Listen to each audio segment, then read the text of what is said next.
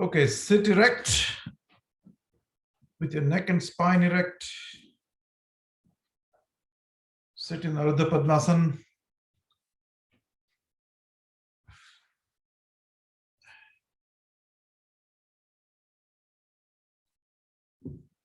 Join your palms to the heart center. Gently close your eyes.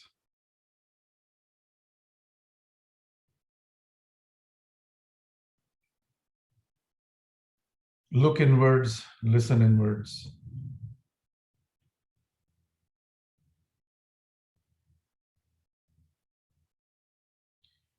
And gently bring your attention to your breathing. Throughout the 24 hours, we don't typically pay attention that the body breathes. And it breathes on its own without any effort on our part. The heart beats without any effort on our part. The two most essential things that keep us alive are beyond us. Let's have a realization of that. Let's internalize this truth.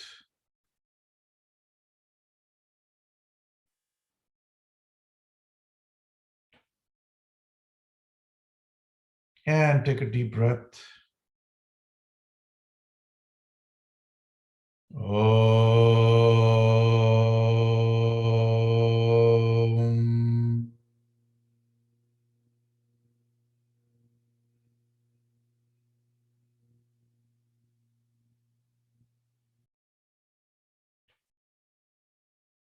Take a deep breath again. Om.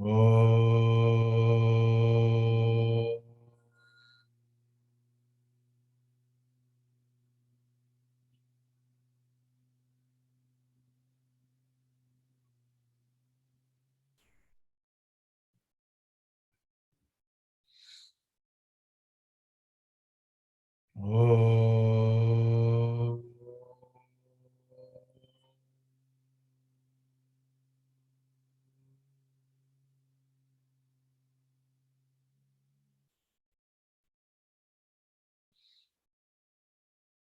Sarvepi sukhina santu.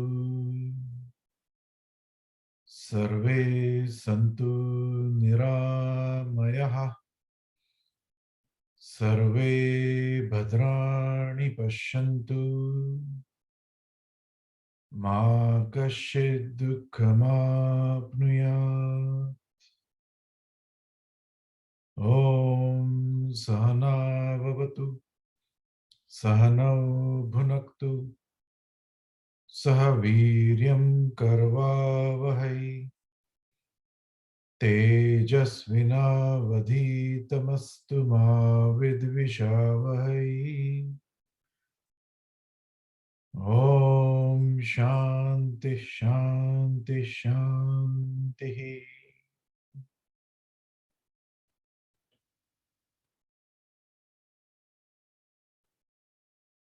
Exhale fully. Breathe in half the lungs.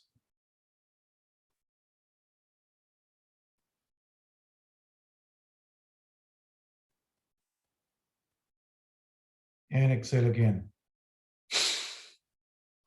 And breathe in with Ujjayi.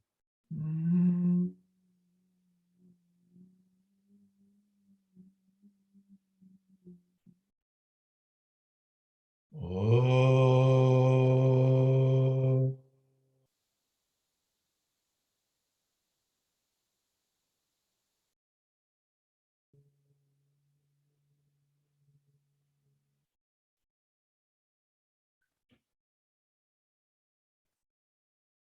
Rub your palms.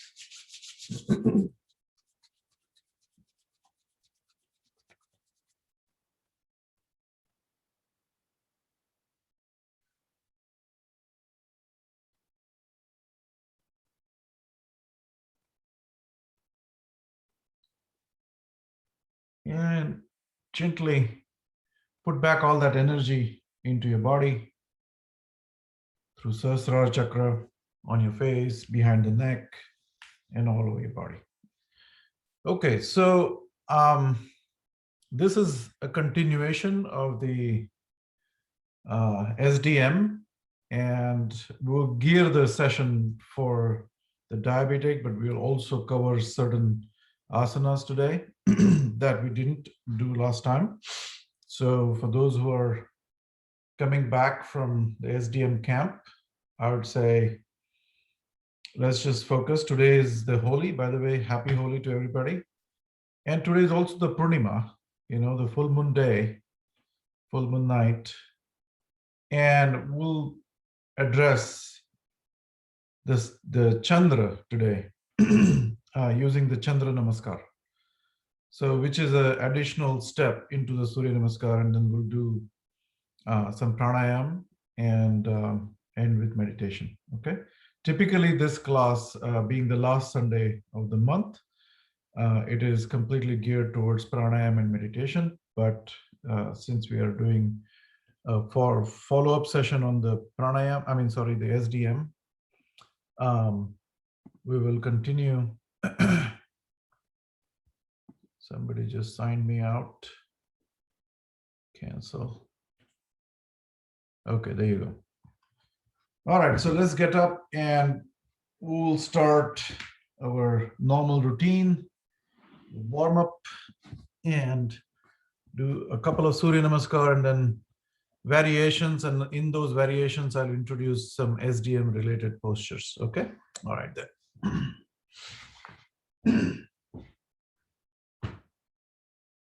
So let's stand up straight, clasp your hands, flip them outwards, and stretch.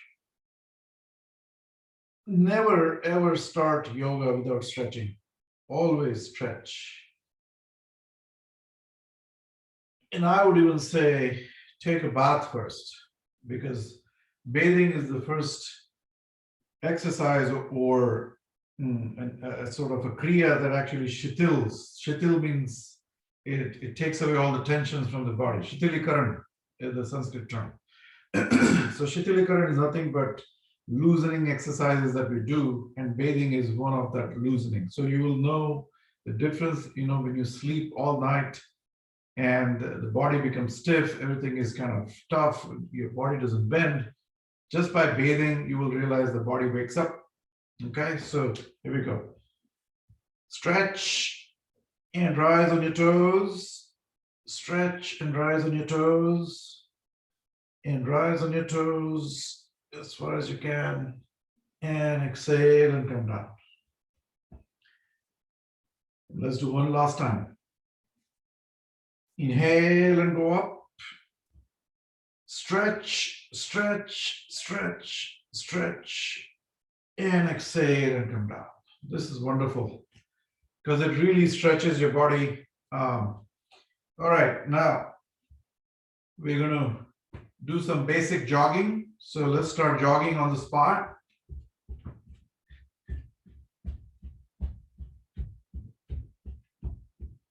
Let's get your heart rate up.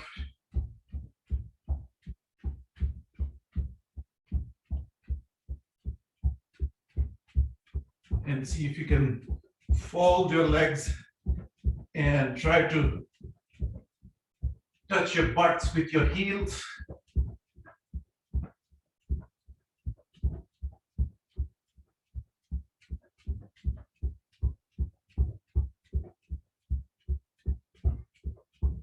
Very nice. And you should be comfortable in these situations. One of the things that we do with yoga. Okay, skip.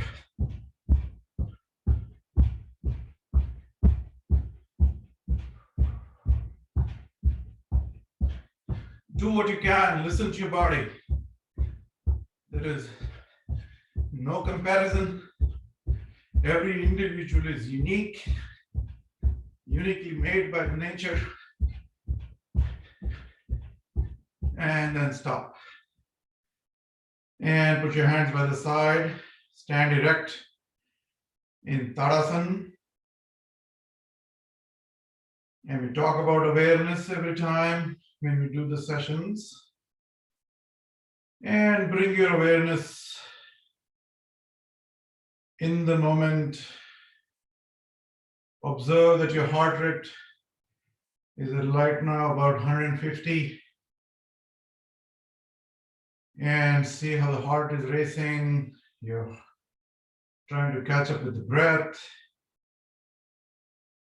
And also observe the subtle things that are happening in the body.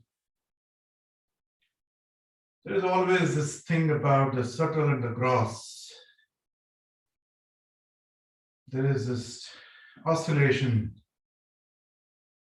as the mind can go to the subtlest and goes to the gross body, the weight of the body, the heaviness.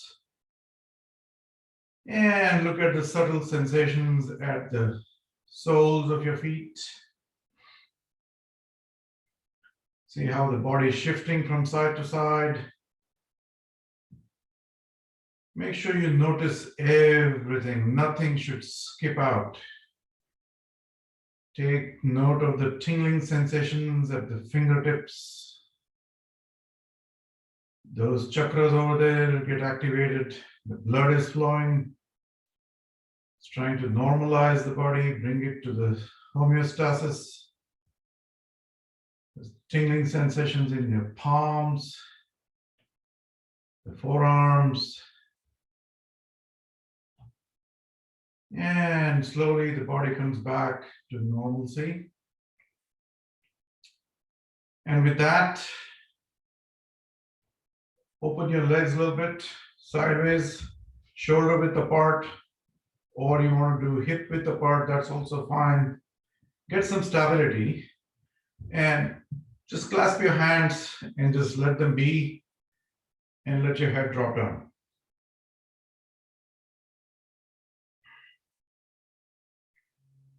Let the head drop and start exerting pressure against the chest. The chin is pressing against the chest. And you bend that ball socket as much as you could. And start rolling your head. If you have any issues with vertigo, keep your eyes open, please. And if you don't have any vertigo issues, dive deep inside and close your eyes and focus your attention on the ball socket. You should imagine as though the earth is moving around the sun, it's rotating and revolving at the same time. So these revolutions going around, and then pick the other side, go on the other side.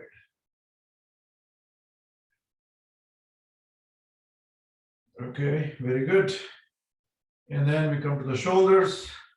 Today we'll just do the simple shoulder exercises. So put your hands on your tummy and then push it against the tummy, grab your six-pack, tighten, neat, and then close your wings tight. And then turn to the side if you will, and just move the left shoulder. Nothing else should move, just the left shoulder in one direction, 5 rounds, and then go the other way. 4 and 5. And let's turn the other side. 1, 2, 3, 4, and 5.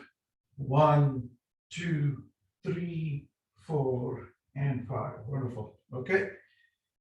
Now, we can just do the simple rotation, like you're bowling in cricket. Just keep bowling. It's a larger circle that you're drawing on the horizon out there. So that helps taking away all kinds of,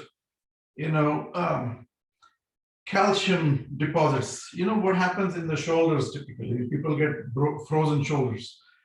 And what these exercises do, it breaks down all that deposits of calcium and frees up and lubricates that joint. All right, let's do it the other side. 1, 2, 3, 4, and 5. Go 1, 2, 3, 4, and 5.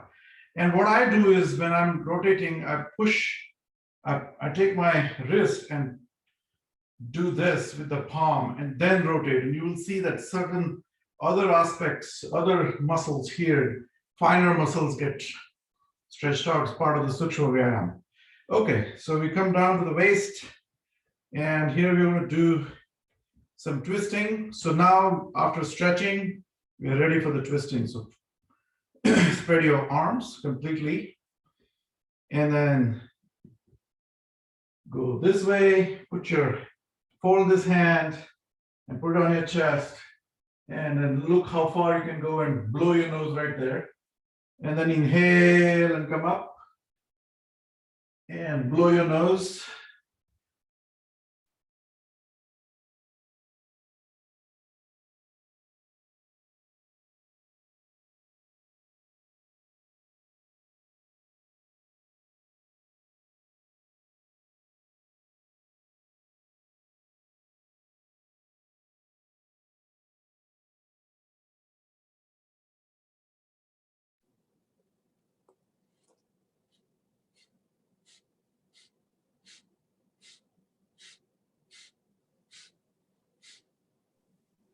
Amit, we lost your video. Audio. We lost the audio. Audio and video. I cannot see the video either.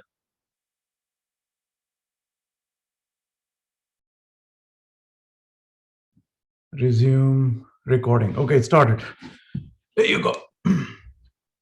All right, so now spread your legs apart as far as you can. All right, get a nice, and make sure that the feet are not turned outward like this.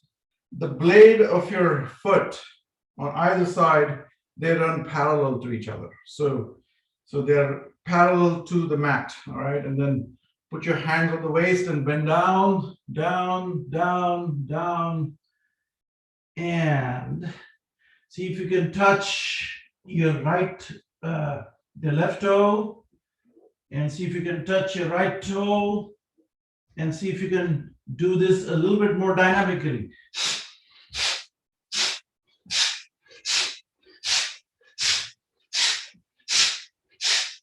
Very good. That should be good. Let's come back and then be hip width apart, and then see if you can do some hula hoop rings.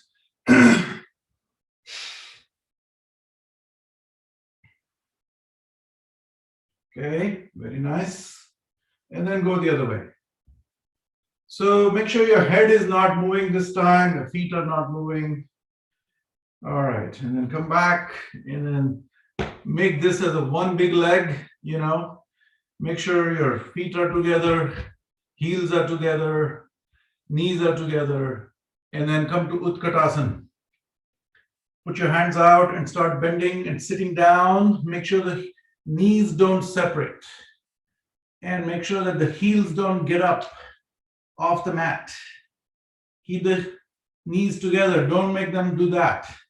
So come down, come down, come down. Exhale fully here, and inhale and come up. And exhale. And inhale and come up. Wonderful. Okay. So we're going to do Chandra Namaskar today, being the full moon day. And in the Chandra Namaskar, there's nothing, there's a 12-step Surya Namaskar with 2 additional steps that makes it 14, because there are 14 phases of the moon. Okay, so every Chaudhary Karat, so that 14 is very important. So we're going to do 14 steps Surya Namaskar today. They call it the Chandra Namaskar in the Bihar School of Yoga. All right, so come to Samasthiti and gently rest your chin on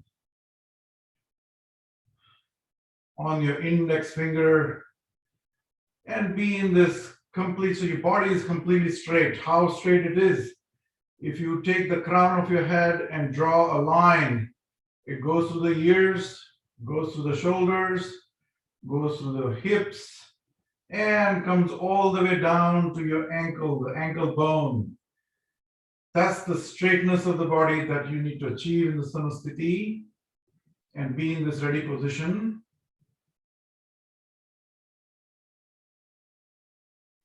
Hiranmayena patrena satyasya pihitam mukham tatvam pushan aparunu satya dharmaya drishte. Om Ram Mitraya Namaha. Slide your palms down to your navel and make sure the heels of your palms are connected, and then go out and breathe in and come up and connect your biceps to the earlobes and push your hips forward. All you do is push your hips as far as possible, and will give you a gentle curvature backward. And when you cannot push them any forward anymore, drop your head down and look at your own thumbs. And inhale and exhale as you bend forward. If you have any low back issues, bring your hands to the heart center. Okay? If you don't have any low back issues, keep the hands out and come to Samakonasana, 90-degree pose. And then from here, you can separate your hands and let the gravity gently pull you down. Let the gravity gently pull you down. Grab your calf muscles. If you don't have any issues with the low back, if you have issues with the low back, put your hands on the knee and support the low back. Okay? All right, here we go. So keep coming, keep coming, keep coming. Observe that the body is succumbing to the gravity. Take all the doership out of yoga, all right? Let the body and mind do its thing. Let the gravity take over. And then gently slide your palms down and put them by the side. And when you put them by the side, make sure your middle finger and the big toes are in one line. And those who can, drop your head and see if you can touch your forehead to your knees. That becomes the Janu Shirasan, not Janu Shirshasan. It's Janu Shirasan. So Janu is your knees, Shirasan, that means your forehead touches the knees, as Janu Shirasan. Okay, there we go. Some people also call it Padhastasan. When you grab your Pada Angushtasan, if you grab your toes, if you put your palms under your toes and then stretch completely, that becomes Padhastasan. So many variations you can practice here, depending on the level of your comfort, the level of the comfort of the mind and the body. So take your left foot back.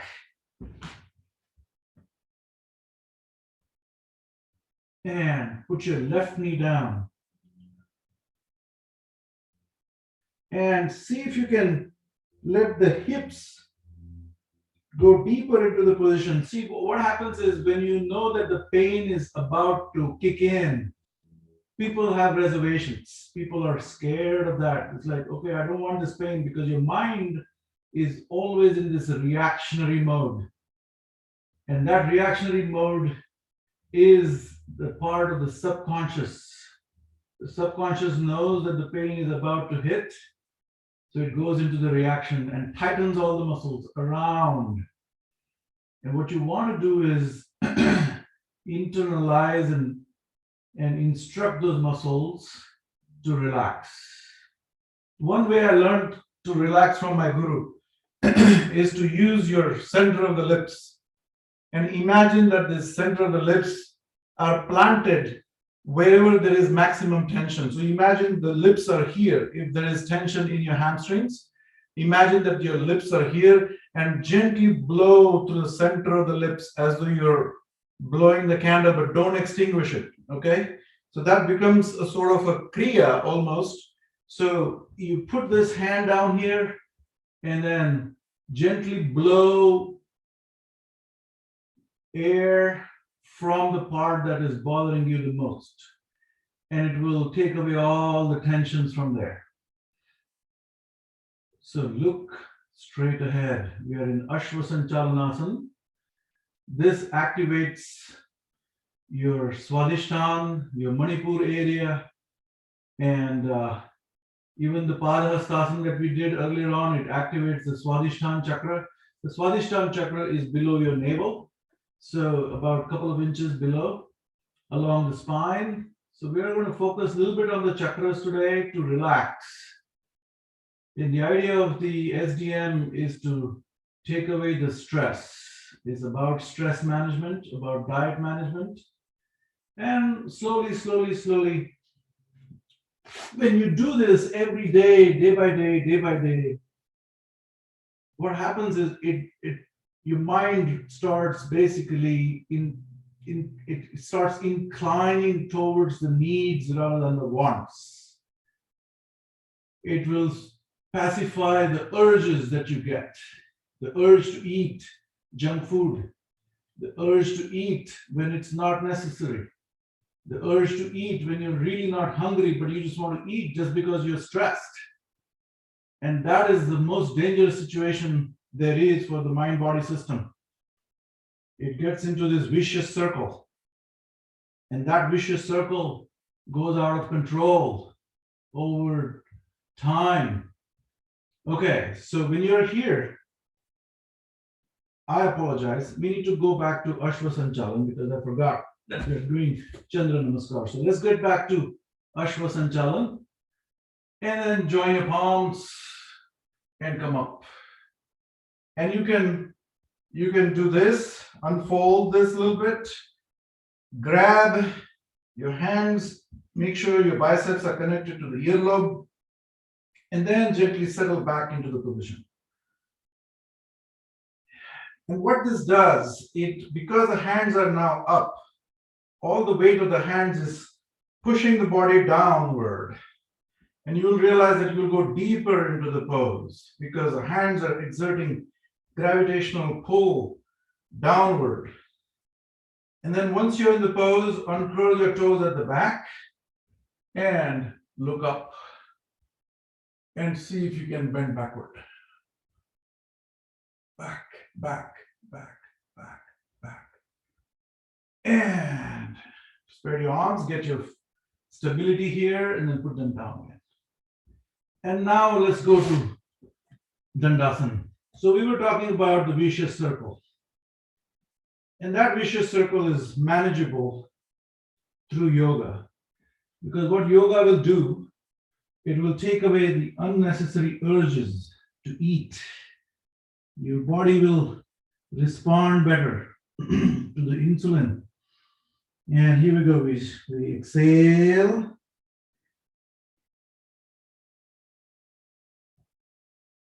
And put your entire forehead to the ground.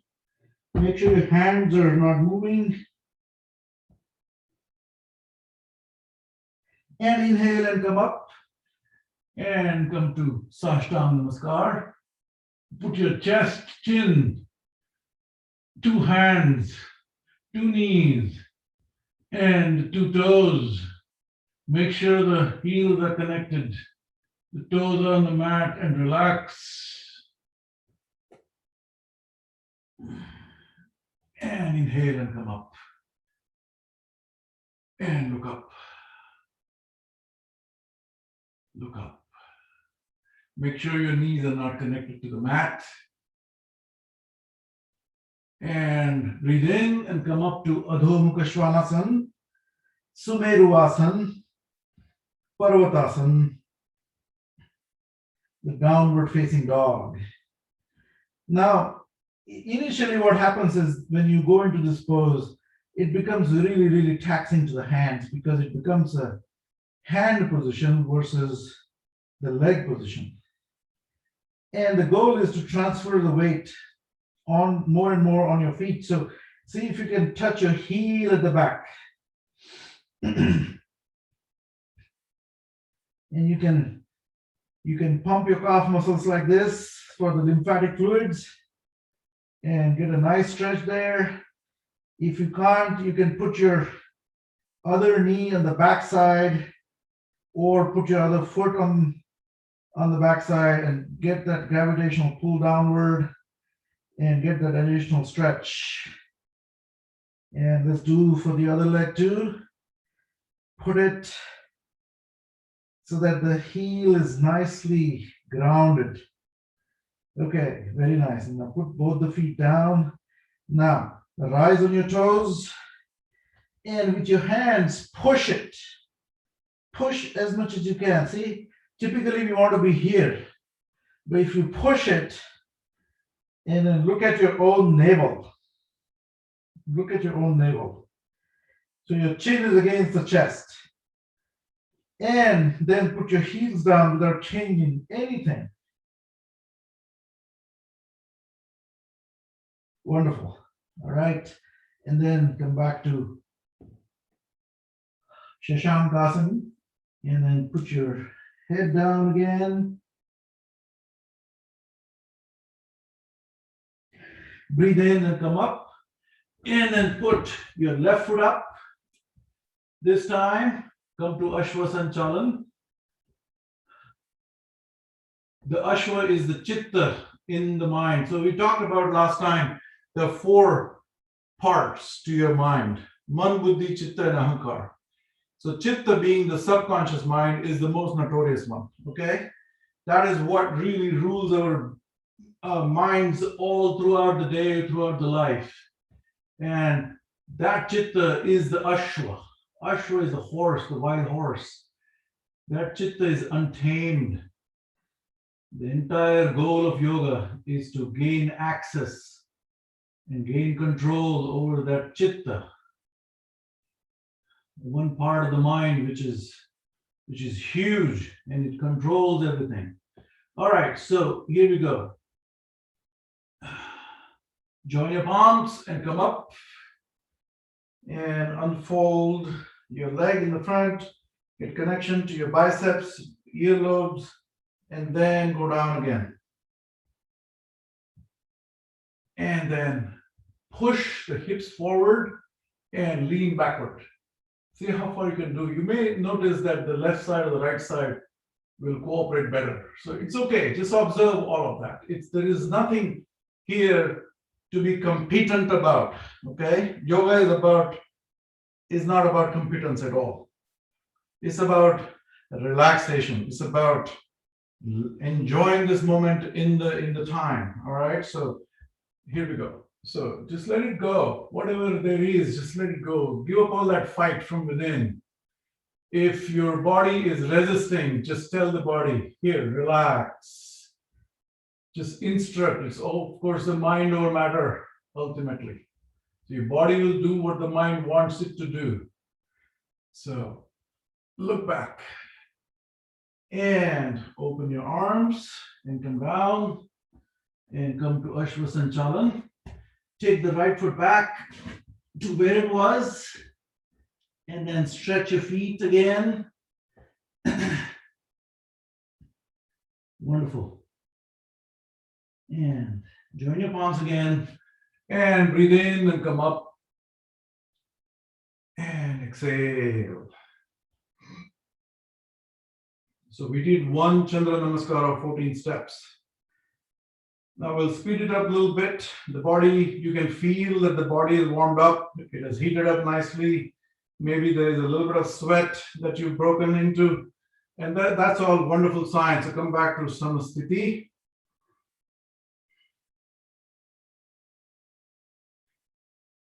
Om Hrim Ravaye Namaha. And slide your palms down and over this way and push your hips forward and bend forward and start exhaling as you're bending. Synchronize that. And that synchronicity is important. And keep observing that the mind body is succumbing to the gravity. And tuck your head in. Come to Janu Shirasana. Janu Shirasana. This is a wonderful exercise. It will activate your Swadhisthana. And the Swadhisthana is the core of all the desires.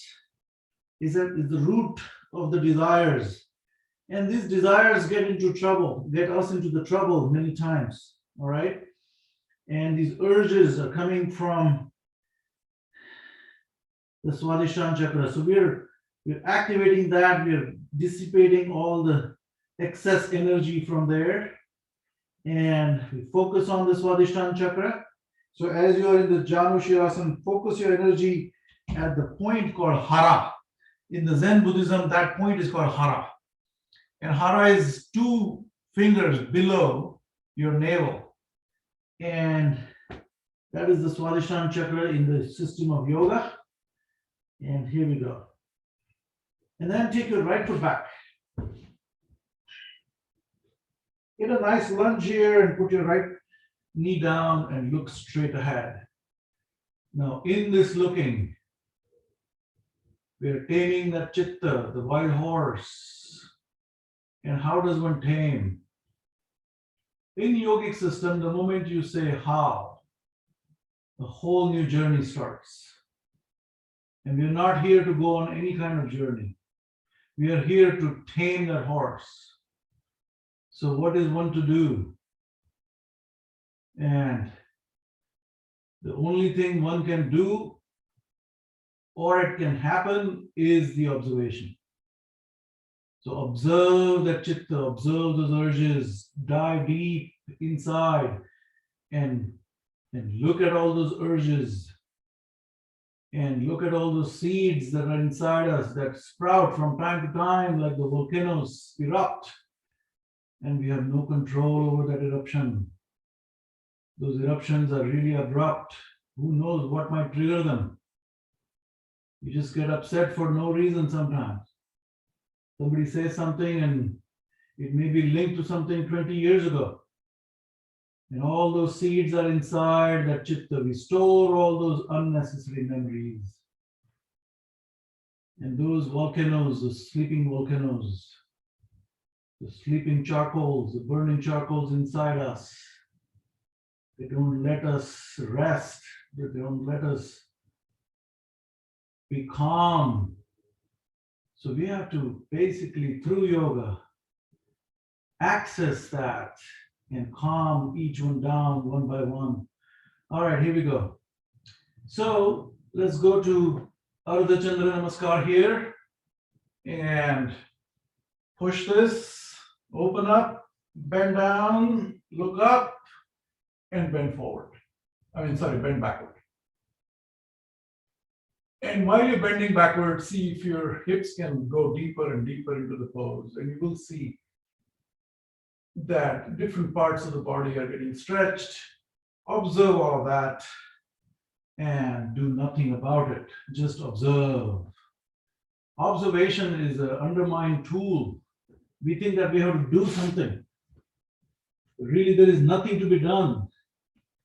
Observation is enough to take Tamaso Ma Jyotirgamaya, to take that internal guru we are requesting through that little prayer, Tamaso Ma Jyotirgamaya.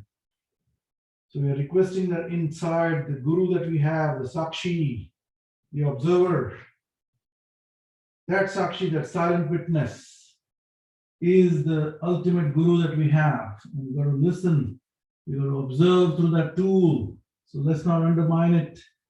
Use it completely. And then exhale, and then put your forehead down.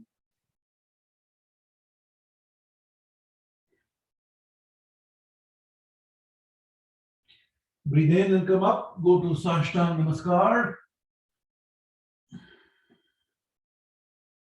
And look up. Again, we are coming back to Swadhisthana and Manipur Chakra. And in the Ashwasanchalanasana that we did earlier, your Agnya Chakra is activated, the command center. And then come to Adho Mukha Svanasana. We are again back to Manipur chakra, and Swadhisthana chakra.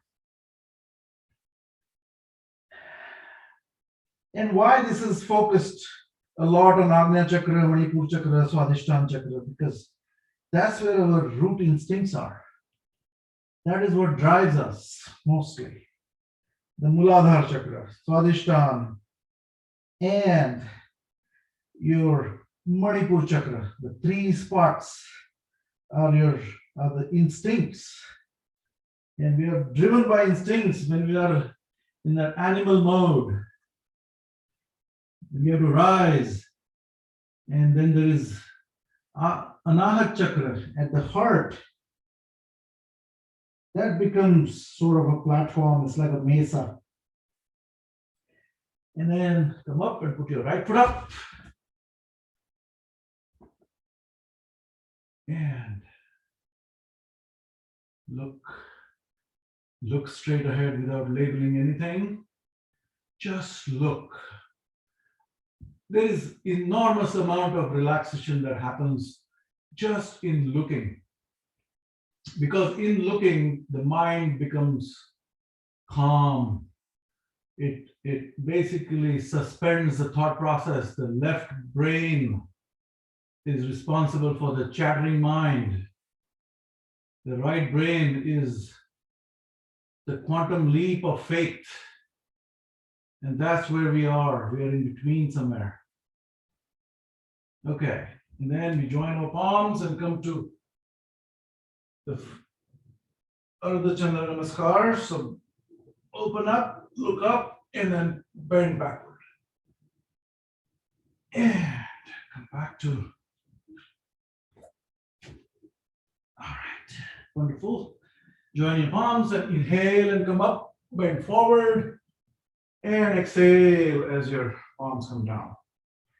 Okay, now we're warmed up. We've basically stretched almost every part of the body.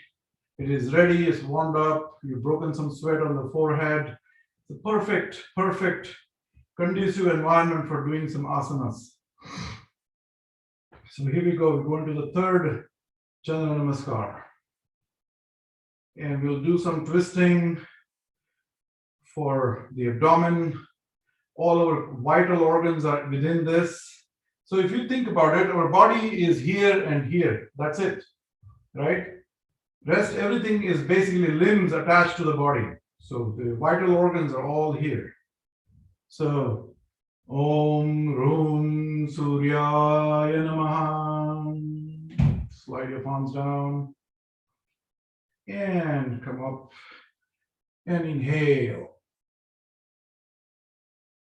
And exhale. And as you exhale, let's see if we can bend down. Fold the Utkatasana that we did in the beginning. So keep your knees together.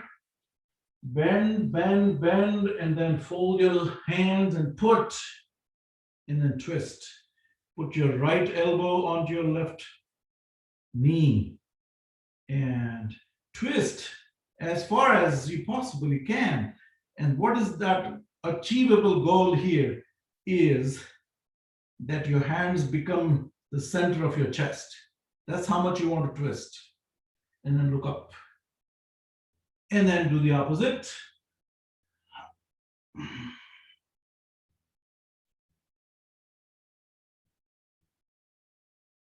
Wonderful. And then grab, come to Janu Shirasana, put your hands down, and then look at your own knees. If you are flexible, I would say, let me correct myself. If your body is flexible, put your forehead onto the knees and observe that from within. And then take your left foot back. And we'll go to Ardha Chandra Namaskar right here again. And then while coming back, put your elbow on the right knee and then twist again. This will give a different kind of twist. And again, see if you can center your palms to your chest on the other side and over the elbow, wherever your right elbow is pointing at, look in that direction. So you get a nice twist in your ball socket, in your neck. And see if you can turn your eyes and look further to the right. So you get some exercise to your eyeballs. And then come back. And then once you're here, you're in the Ashwasana Chalanasana again.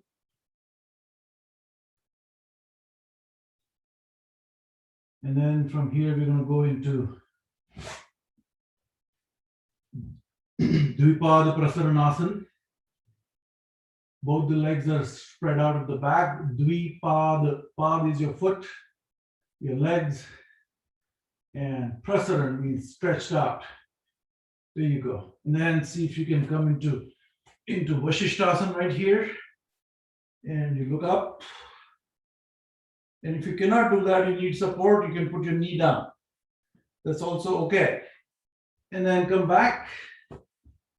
And then do the opposite side. If you want to put your knee down, that's okay. Or you can go back to here and then come down. Now, I'm going to put my elbow down this time and see if you can stack your feet together and then go 1, 2, 3, 4, 5, 6, 7, 8, 9, 10. Very nice. Put your elbow down. This can be tough. And so just listen to your body, whatever you can do. And then put your other elbow down. And then go the other way. 1, 2, 3, 5, 6, 7, 8, 9, 10. Very good. And come to Dandasana. And then put your knees down. And relax. Very nice.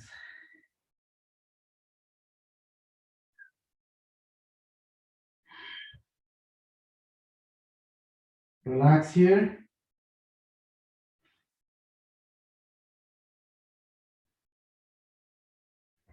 And then come to Vajrasana. Once you're in the Vajrasana, spread your knees apart a little bit. Just spread a titch so that your hips are parallel to your knees. And then rise on your knees. And then curl your toes at the back. And you're going to go into Ustrasana. Ustrasana is a camel pose. You can do half Ustrasana or full Ustrasana. Take your hand and then put it with this kind of gesture. You put that on your heel at the back and then put your one hand up and push your hips forward, just like we did it before. Push your hip forward and come up. Come down again. Let's do the other side. Put your hand up and then grab your heel at the back and push forward. Push forward. Push forward. Okay. And then come back. Now, if you can put the other hand on the heel as well, that'll be great. The way I like to get into the pose is I sit down first and then first grab the heels. Get a nice monkey grip and then get up.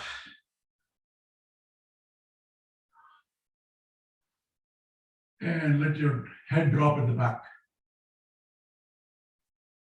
And come back. Very good.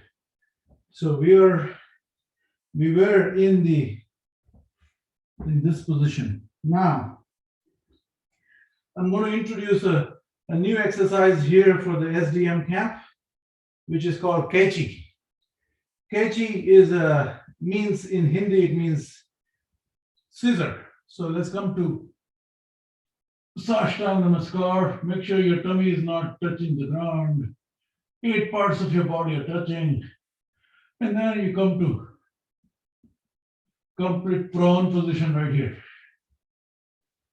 Now, what you're going to do is you're going to take your right foot up and then bend it on this side.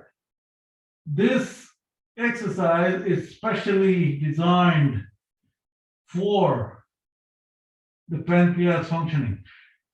Come back, put your left foot up and then put it on the other side. Make sure your chest remains on the ground. And then put your leg on the other side. Come back and do the other side and come back. And if you're losing balance, you can widen your hands a little bit and come back and come back right there. And then see if you want to do it in a dynamic way.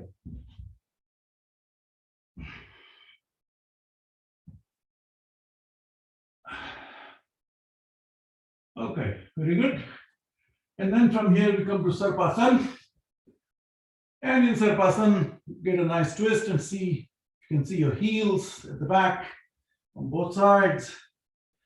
And come to Sarpasan, come to Adho Mukha Svanasana. And here, spread your feet, your legs as wide as the mat. And then you will realize that if your hands are spread out, your legs are spread out, your heels might touch the ground. Rise on your toes, push with your hands, and then put your heels down again. Once you've done that, grab your calf muscle and twist. Pull your calf muscle and twist, and then come down again. And then do the opposite side. Grab your calf muscle, nice and clean, and look up through your armpits, upward. And the more you will pull, the more the body will twist. Very nice. Once you've done that, bring your feet together. Very nice. Walk your feet a little bit. And come to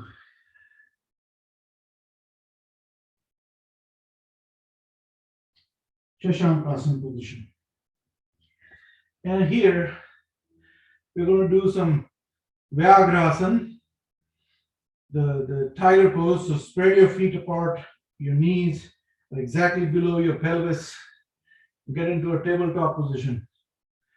And then we're going to go left hand up and right foot at the back. And then see if you can grab it and twist. Look up, twist. Very nice, okay? And then put it back. And then grab your left foot with the right hand and see if you can twist.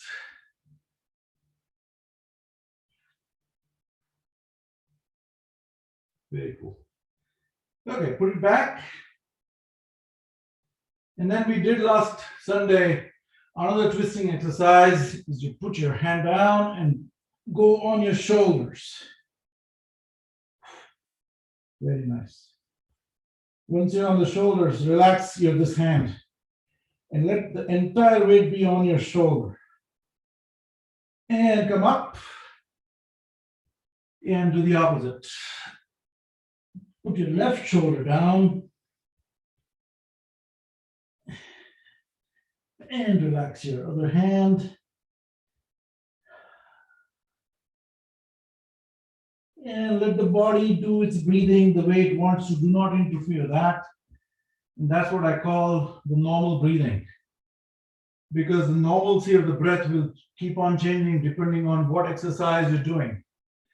Okay, so once you're here, you go back to, let me see, put your left foot up. And look straight ahead.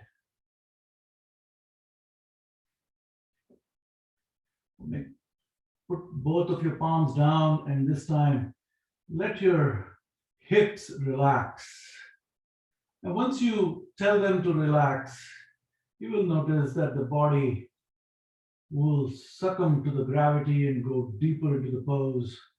Uncurl your toe at the back. And we talk about awareness all the time. This is a moment where you can bring your complete awareness from the tip of your nose to the tip of the last toe at the back on the right side. Scan your body. You know, like the MRI machine scans your body, just scan the contours of the body in the en masse. En masse means the complete mass. You scan it completely like this, like an MRI machine scans. All right, so en masse scanning. So en masse scanning can happen from the tip of the nose, your face, your neck, your both the hands, the foot on the ground, your back, your pelvis, your right thigh, the calf muscles. And as though a ring of light is going over your body, and that ring of light is the scanner. You can imagine that in your head, and that's okay. And go all the way to the toe, just like you started, and come back from there. And bring it, come all the way to the tip of your nose. And once you're here, let's get to Ardha Chandra Namaskar. And go backward. And open your palms. And come to Padhastasana, Janushirasana. So tuck your chin against the chest, right here. Tuck it. And gaze onto the knees. And someday we can all touch our forehead. If you can touch it now, you're blessed. There's no doing on your part that actually made you do that. So whatever is possible, don't give yourself any credit and inflate the ego any further than what we already have. So just be grateful that you're able to do what you can do. And you can only walk on the path with the first step. The first step is where you are. That's where you can take the first step out. Okay, so the journey, if you want to call this a journey of yoga, of the mind and body system, yes, it's a journey. But when you're in that observation mode, nothing moves. Everything is just silent. Everything is just, you are at the base of the ocean. And when you're at the base of the ocean, you're just gazing upward and looking at the depth of the ocean and getting the entire enormity of the ocean as part of your understanding. That is how we need to expand our understanding, expand our consciousness through these exercises. Okay, so yes, we have to start somewhere, and that first step is where you start. But none of that other than that is part of the doership. There is nothing there. Okay, so let's not be too inflated about what we can do or be deflated about what we cannot do. So just stay in the middle, always the middle path. Majjhim Nikaya. That's what Buddha said. Majjhim Nikaya. That means the center path. Always take that center path. Neither here, neither there. None of these two extremes are going to help us. They only inflate or deflate the ego. That's all it does. So let's just stay here and now, in the moment, and we do our exercises. Okay, so having said that, we are going to do some relaxation, quick relaxation, and we'll do some pranayam, okay, and some meditation. So if you want to grab your block, I would say put it under your back and see how well the back can relax. So here's how I'm going to show you. So what I do is I sleep like this and put my block under the middle back and see how your low back can be supported. The low back is going to go down. It is going to enhance the curvature. It's going to open up your chest for deeper breathing. And your shoulder blades will be perfectly flat on your mat. And relax. Observe that the belly button is going up and down. Take your glasses off.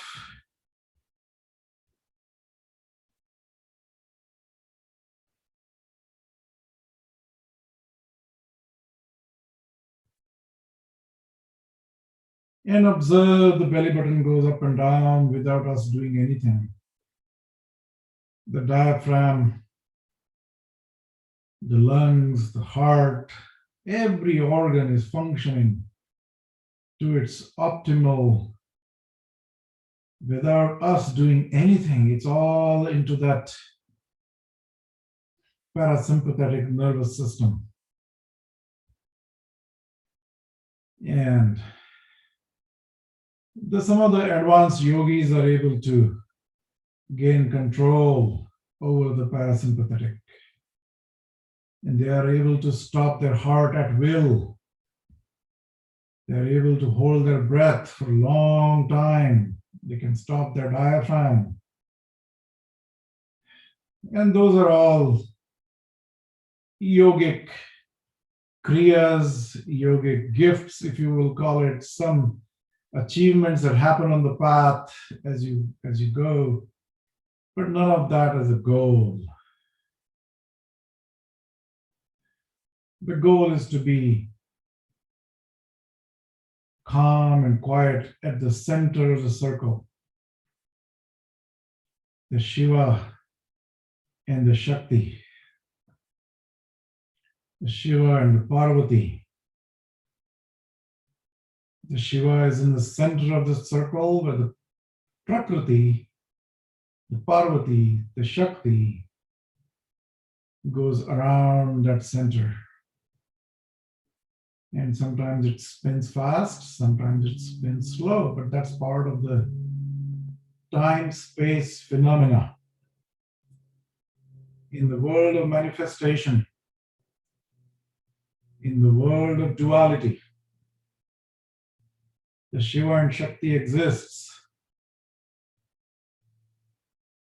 But once one goes beyond that, there is no separation. There is no separation.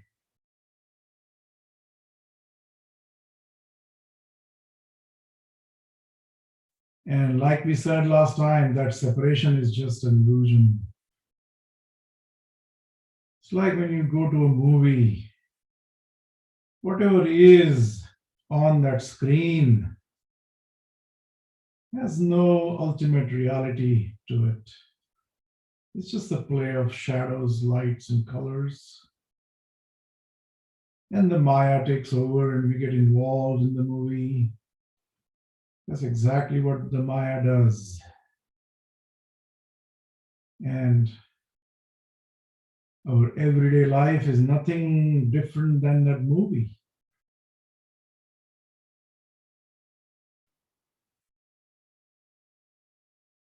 You may choose to step out of that movie and just observe that there is a projector of the mind. And then there is this Sakshi Chaitanya that observes everything. So the screen is the reality out there on which we project everything. My car, my house, my kids, my wife or husband, that minus, let's minus all that and see how the reality manifests as it is. We look at the rose and we see the red color. Is that really real? Put that in the compost bin and 2 weeks later you will see it's all black. Was that red color real? Or was just an illusion of the light? Was that just something that the Prakriti is trying to entice us? So when you are aware 24/7, you can observe yourself sleeping, you can observe yourself dreaming, you can observe yourself in the waking state. But really that waking state is really an illusion. That the observer, that witnessing element, that Shiva inside you is observing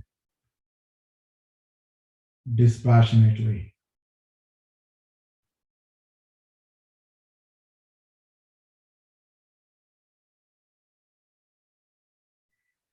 And your body has returned back to homeostasis. So fold your legs and gently take that block out from under your back and put it away. Unfold your legs, straighten them out. If you're left-handed, turn to the right. If you're right-handed, turn to the left. Put your left hand out or right hand out, whichever way your dexterity is there, dexterosity, whatever you want to call it. And then turn and put that hand by the chest.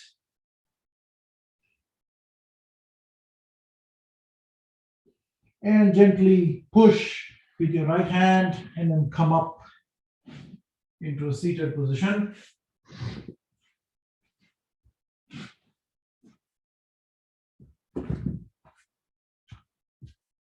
And we'll do some pranayam. And today we'll do the pranayam that is going to relax our heart. And we'll start, just like for yoga, we do the warm-up exercises. For pranayam, we do the warm-up exercise as well. So tuck your heel into the perineum, the left heel, and take your right foot. And then sit comfortably. Back is now relaxed. You can sit erect. Make sure that the Sushumna Nadi, which is the center of your spine that connects all the way to the Agnya Chakra here and the Sahasrara Chakra, is absolutely straight. Okay, let's start with our Kapalabhati.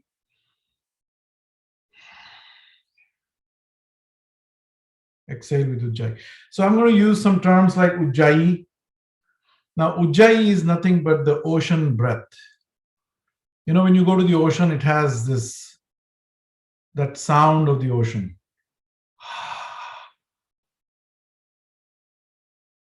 So as it ebbs and tides, it has this sound as a waves swell and come in and then go back again. It swells again, come into the ocean, to the shore and comes back again. So likewise, we're going to breathe like that, okay? So first we will do just 108 rounds of Kapalabhati that we learned last time in the last 10 days. Those who are new for this class, I don't know who all are new.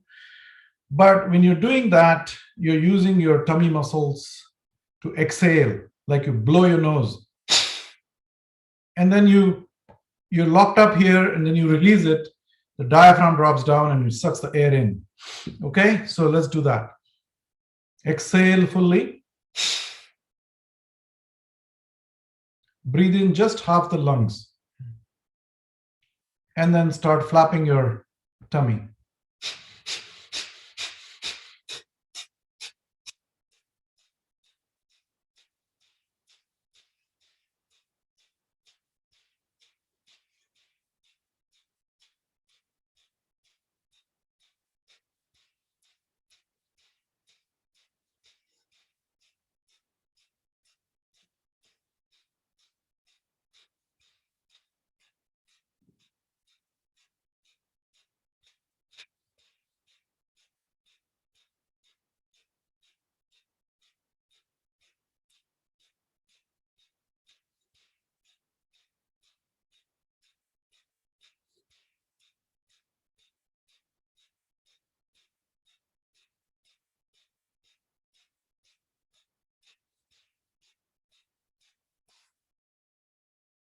The 108th breath.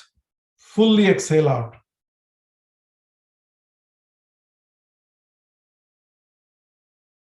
And hold your breath out.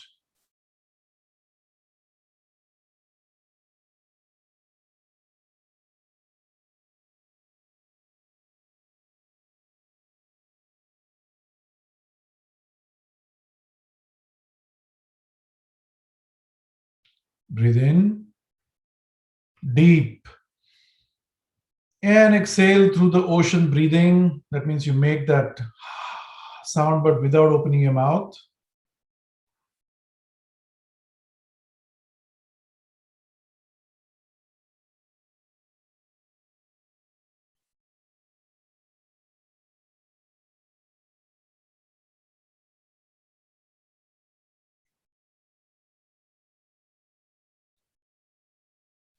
We'll do Bhasrika. So come into Adi Mudra like this and put your hands by the shoulder. And imagine that you're bellowing the wind into a furnace. That's called the Bhasrika. That means you're bellowing, you're pumping this air into the furnace that is like a blacksmith does it to heat up the iron. So we're going to do that in a dynamic way. So you're going to breathe in, come up, raise your hands up, and exhale forcefully like this. We'll do it 14 times.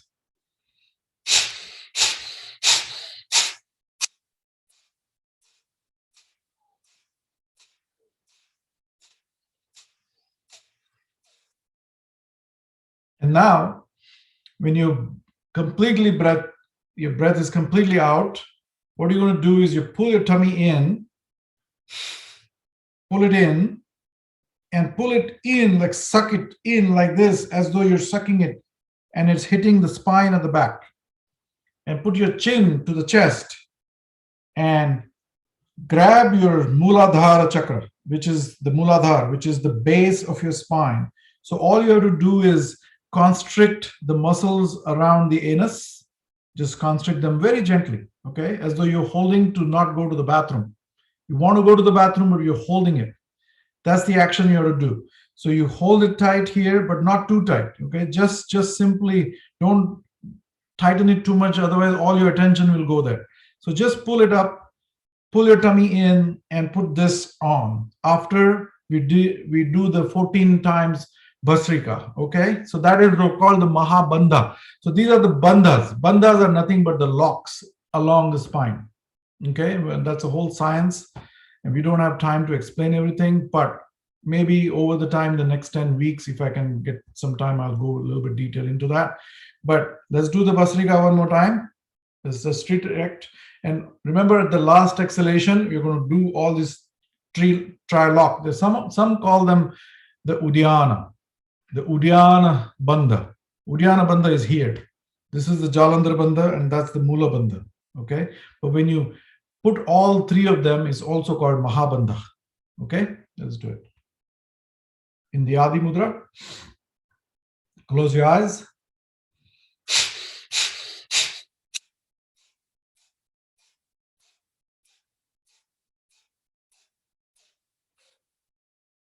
Suck your tummy in, put the Muladhara Bandha, Mula Bandha, and then roll your chin down and do the lock. Don't breathe.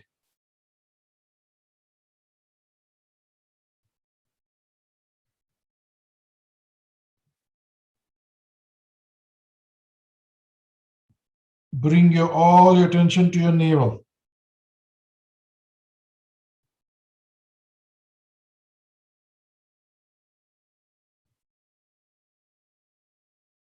And breathe in.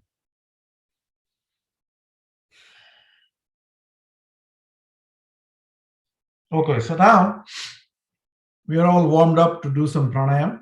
So we're going to start with alternate nostril breathing. Okay, this is still breathing. Okay, so when you don't hold your breath either inside or outside, it's called the rechak. Rechak is out. That means there is no air in the lungs. And when you breathe in and hold the air inside the lung, it's called the purak. Okay, so when you're not doing rechak or purak, it's just breathing. It's not pranayam. So we're not still into the pranayam, but let's just start the alternate nostril breathing, which is called the Nadi Shodhan. Nadi Shodhan, I'll tell you why it is Nadi Shodhan, because the left part of your body entirely is the moon, and the right part of the body is the sun. Okay, and last time we talked about it, the ha and the ta. These are the two bija mantras of the. So if you can imagine like this, the ta is the thanda in Hindi, the cold, and ha is the heat. So that's the sun, which is the heaty side. So we are mixing these channels, the heat and the cold. We are mixing it by alternate nostril breathing, because what happens is the Sushumna nadi is in the center, but the Ida and the Pingala, which is the moon and the sun nadis, the meridians, are crossing at every chakra. they cross. But when it comes to here, they go in the opposite direction. All right. So your left brain is directly connected to the right side of the body. The right brain is directly connected to the left side of the body. Simple. So the Ida Nadi controls the right brain, the Pingala Nadi controls the left brain. All right. So now you're going to take this out and get into Vishnu Mudra like this. Fold your two fingers and put your ring finger out there and your pinky and your thumb. And you're going to use this to close the left and the right. Okay. So those who've never done this, we are doing Nadi Shodhan breathing. What we are doing is you're mixing the Ida and the Pingala to balance them out. Once you balance them is when you go into the realm of pranayam. All right, so let's do that. Nadi Shodhan. So sit erect, exhale fully, close your left, and breathe in through the right.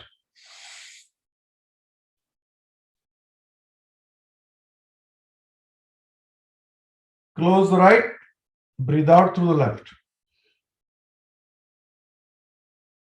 Again, this is the ocean breathing out, so you should hear yourself breathing out.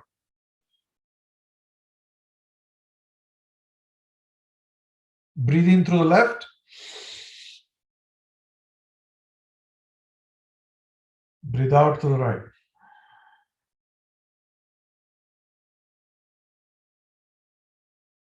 That was one round. Breathe in through the right.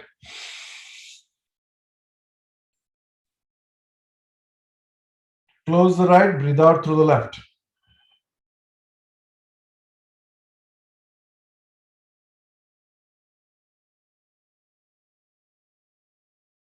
Breathe in through the left.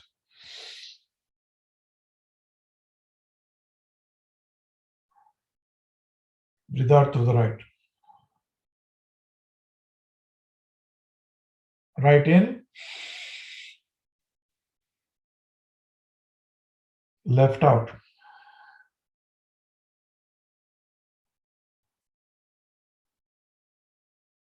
Left in.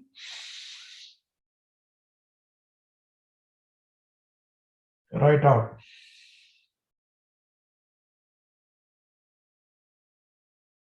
Now do this on your own a few rounds, and when I'll say stop, we'll stop.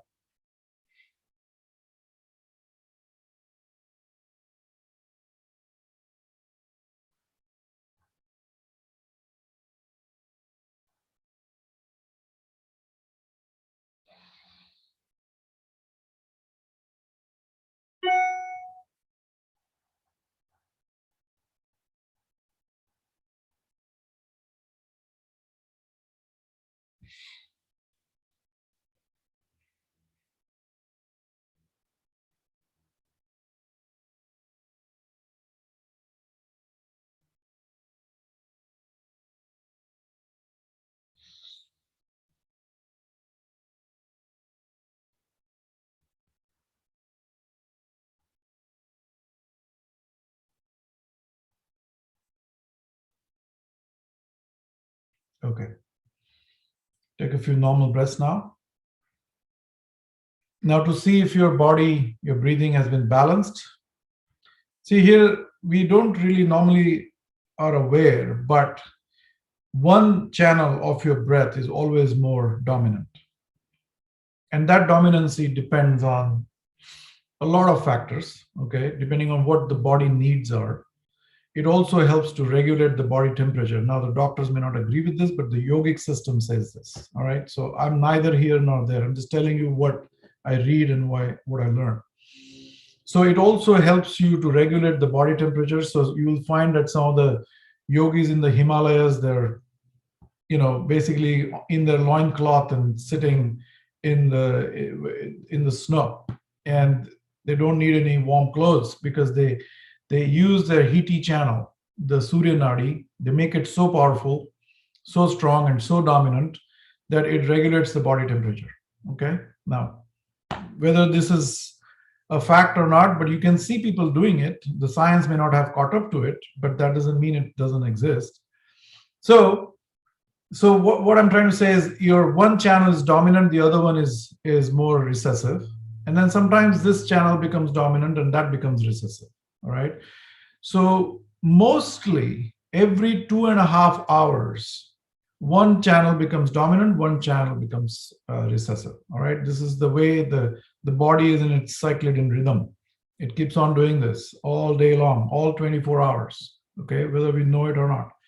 So now what we did, we took out the dominancy on one and we brought the recessive up and we brought the dominancy down. Okay, so to check that, you can take your glasses and put them on your nose and blow out very gently, naturally,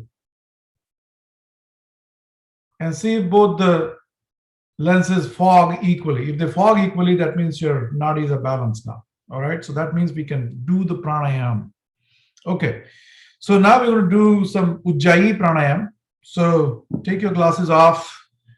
Ujjayi Pranayam is a little different. Typically, it is right nostril centric. It is not left nostril centric. Okay, so what you do is you breathe in. As you breathe in, you constrict your epiglottis.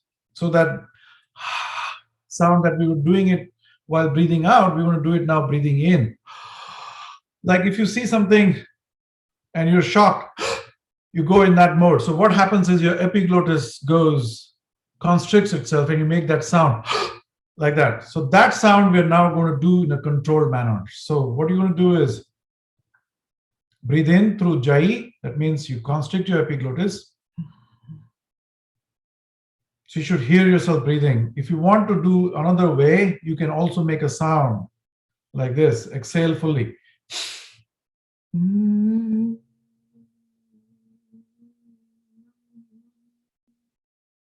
I was able to do that just by constricting the epiglottis. Okay, so what you're going to do is you take your right hand and you synchronize the right hand. As you're breathing in, you raise your hand up, raise it up, raise it up, raise it up, and you fully breathe in completely. You fold your arm and close your right nostril and let it go from the left nostril. All right, so let's do it. Exhale fully. No more air in the lungs. So forceful exhalation.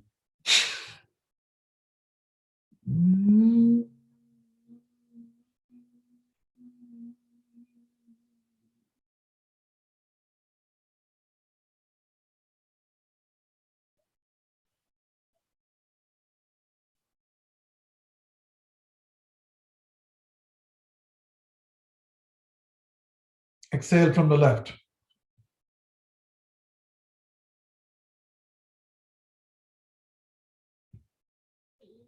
One more round. Exhale fully. Breathe in through Jai.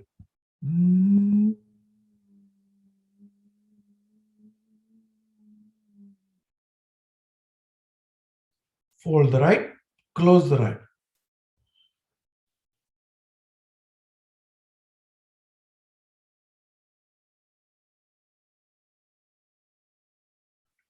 So mind you, we are still not into Rechak and the Kumbhak yet. Okay. So now, since we have balanced the nadis out, we are now ready to do the pranayam. We'll do the Anulom Vilom pranayam. That is one of the core pranayams that you want to learn to relax your heart, relax all that anxieties. It will suspend the thought process. Okay. Your mind, the chattering mind, which is the left mind. Okay.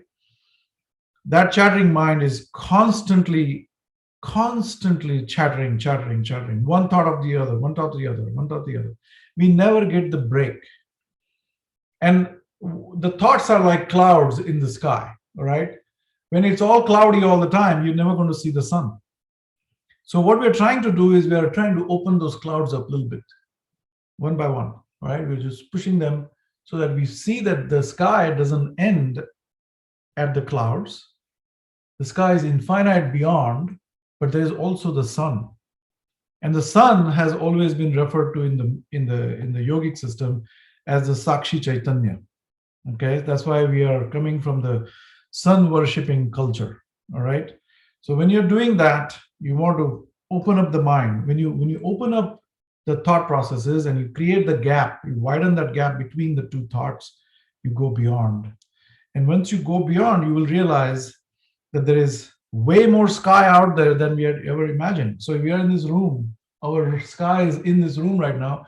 But when there is an opening in the wall, you see that there is larger sky outside, and you step out of the house, and you then come under the sky and you're completely awestruck. And that awestruckness makes your mind completely calm down. You become thoughtless in those moments.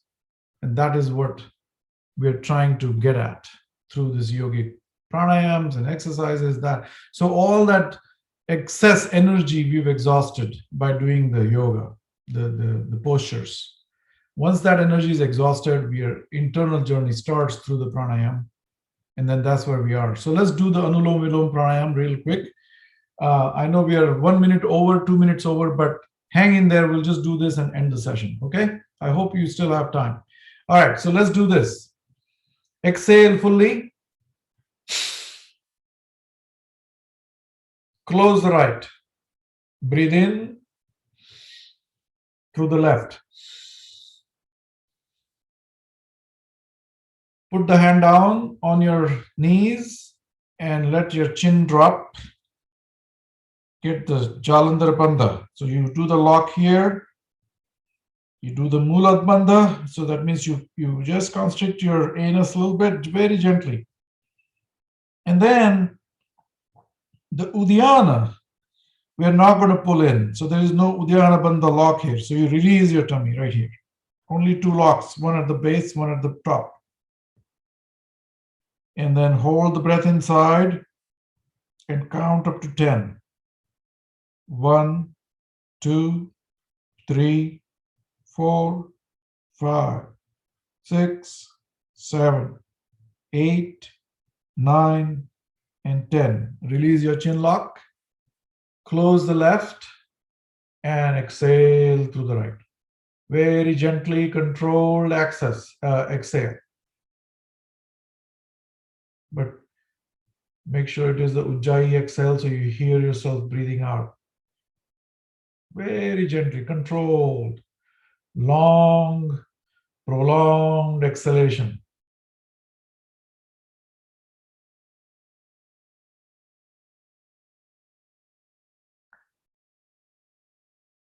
Exhale fully. Close the left this time. Breathe in through the right.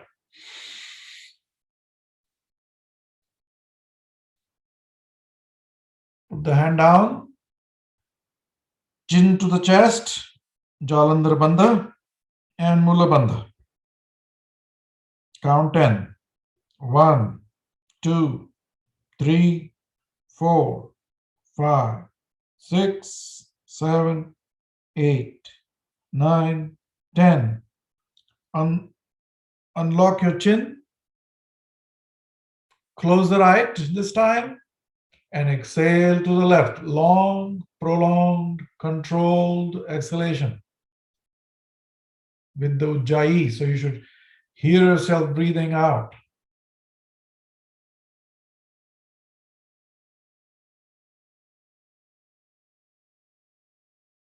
So this was just a little glimpse into the pranayam today. The Anulom Vilom Pranayam. This is one of the most important pranayam techniques you will learn. Every school of yoga will insist as you go into these advanced stages of yoga and pranayam that Anulom Vilom. The next one is the Brahmari Pranayam, which we'll learn next Sunday. With this, we will close the session. Join your palms to the heart center.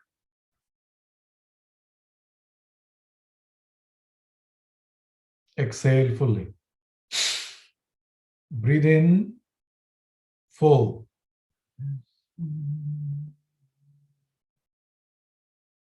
Oh.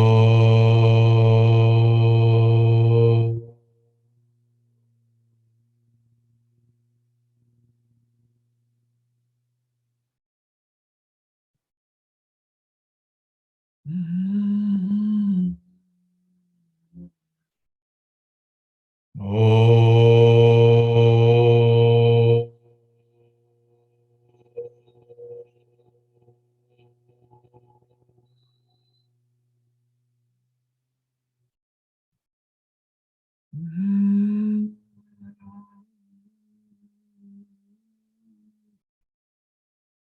Oh.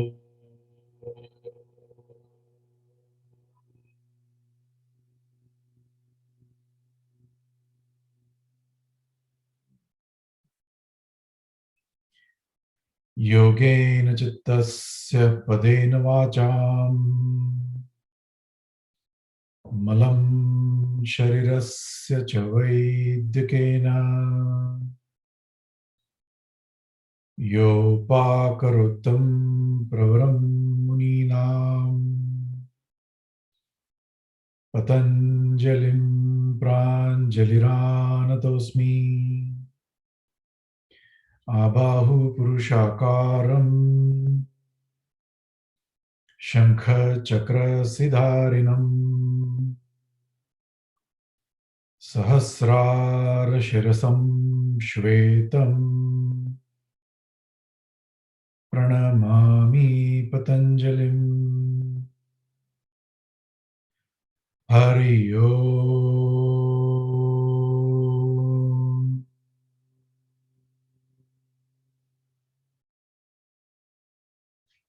Rub your palms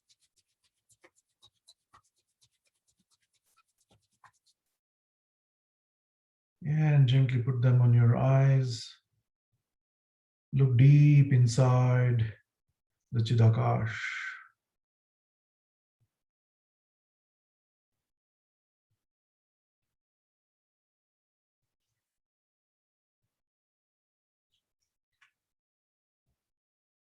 And gently open your eyes.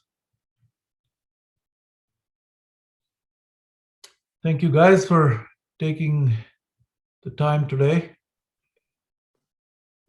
Okay, so there are no questions or concerns. Thanks, Amit. Appreciate it. Well, welcome. So, Thank you, Amit. did anybody from the SDM join today? I don't know. I don't know who all joined. Okay. Oh, it's me, Amitji. Who is that? Pankaj Pandey from Sacramento. Oh, okay, nice. I hope you enjoyed. So every Sunday for the next 9 weeks, we are going to do this. Every weekend there are follow-up sessions. So if you can make announcement on the other side, and that'd be great. Those who want to attend. Sure. Thank you so much. What do they do in the STM, Amit?